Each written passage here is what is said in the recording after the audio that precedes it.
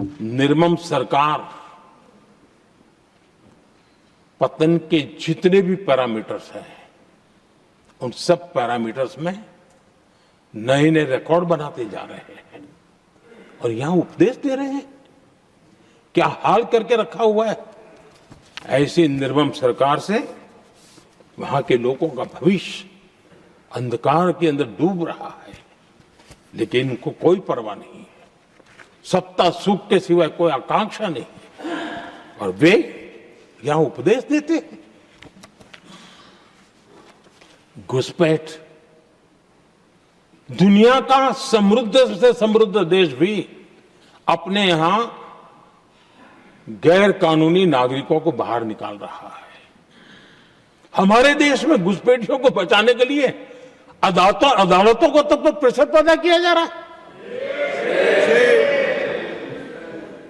मेरे देश का नौजवान कैसे ऐसे लोगों को माफ करेगा जो घुसपैठियों की वकालत करने के लिए ताकत लगा रहे हैं। और घुसपैठिए मेरे देश के नौजवानों के हक छीन रहे हैं, उनकी रोजी रोटी छीन रहे हैं, आदिवासियों की जमीन छीन रहे हैं,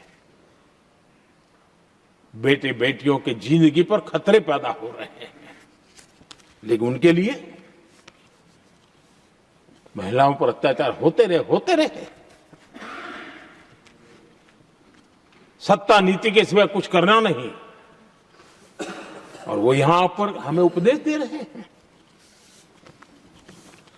और ऐसे आंखें मूंद करके बैठे हुए वो लोग हैं।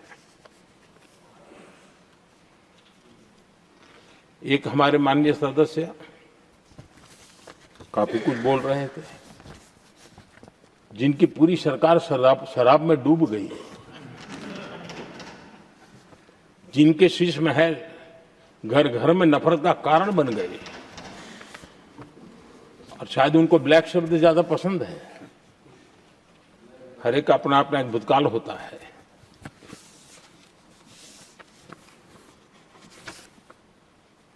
पता नहीं ब्लैक के साथ उनका क्या पुराना रिश्ता है। आदरणीय सभापति जी, ऐसे सभी साथियों से मैं आज जरूर कहूंगा, तुम कितना दुनिया को धोखा दोगे, तुम कितना दुनिया को धोखा दोगे। आईना देख लिया तो अपनी सच्चाई कहां छिपाओगे।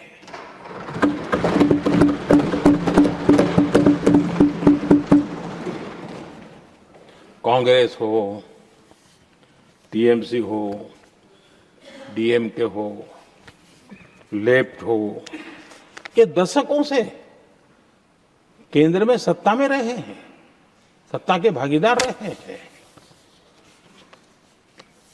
राज्यों में भी उनको सरकारें चलाने का अवसर मिला है, लेकिन उनकी पहचान क्या बनी। आज डील की चर्चा होती है तो गौरव से कहते हैं, तब डील की चर्चा होती थी तो बॉफोर्स डील याद आता था। ये डील होते थे।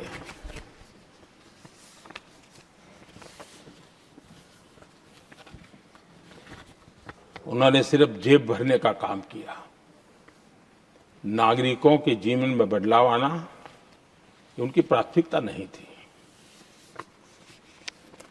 आदरणीय सभापति जी, मैं कुछ उदाहरणों के साथ भी बात बताना चाहता हूं क्योंकि यहां चर्चा में ये सारे विषय आए हैं और इसलिए मुझे कहना बहुत जरूरी है।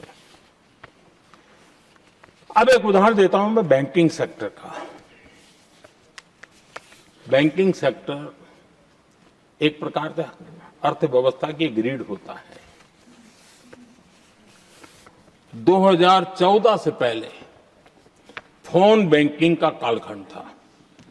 नेता के फोन जाते थे और उसके आधार पर करोड़ों रुपया दे दिए जाते थे और गरीबों को तो बैंकों में दुत्कार मिलती थी, नफरत होती थी। देश की 50% से ज्यादा आबादी बैंक के दरवाजे तक नहीं देख पाई थी। कांग्रेस के नेताओं के फोन पर अरबों रुपये लोगों को दे दिए गए और जो ले जाते थे वो अपनी पर्सनल प्रॉपर्टी मान करके पैसे हजम कर जाते थे। यही खेल चलता रहा। कांग्रेस और यूपीए के राज में और आज जो इंडी अलायंस बन करके बैठे हैं उनके राज में बैंकिंग व्यवस्था तबाही के कगार पर खड़ी थी। मैं नया प्रधानमंत्री के पद का दायित्व मुझे मिला, मैं एक देश के मुखिया से मैं मिला, ऐसे ही बात कर रहा था। मैंने कहा बैंकिंग की दृष्टि से हम कुछ आगे बढ़ना चाहिए। उन्होंने कहा पहले एक बार साहब जरा अभी आप नए हो, आपके बैंकों की व्यवस्था का अध्ययन कर लीजिए। हम कैसे हिम्मत करें? एक देश के नेता ने कोई एक जानकारियां थी, उसने मुझे बताया यहां इनको कोई परवाह ही नहीं। यानी एक प्रकार से उन्होंने जिस प्रकार से बैंकिंग व्यवस्था को एनपीए के पहाड़ खड़े हो गए थे। जहां भी देखो चर्चा चलती थी एनपीए का क्या होगा, एनपीए का क्या होगा, कैसे बचेंगे। आदरणीय सभापति जी, चुनौती बड़ी थी लेकिन हमने समझदारी से काम लिया। बैंकिंग व्यवस्था के सब कर्ता धर्ताओं को विश्वास में लिया।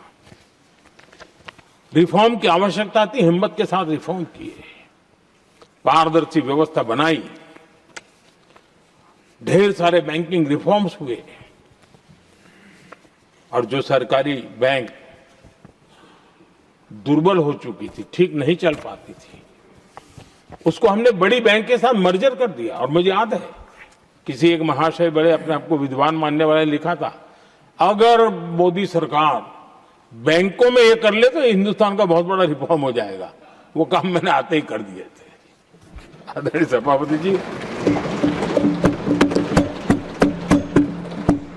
और इन सारी चीजों का नतीजा हुआ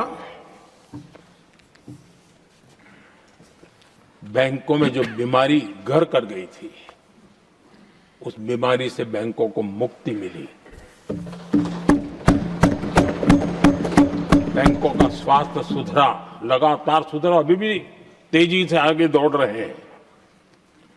और बैंकिंग का जब स्वास्थ्य सुधरा तो लेन देन का कारोबार भी उनका बढ़ा, लोगों को पैसे मिलने लगे, सामान्य व्यक्ति को पैसे मिले।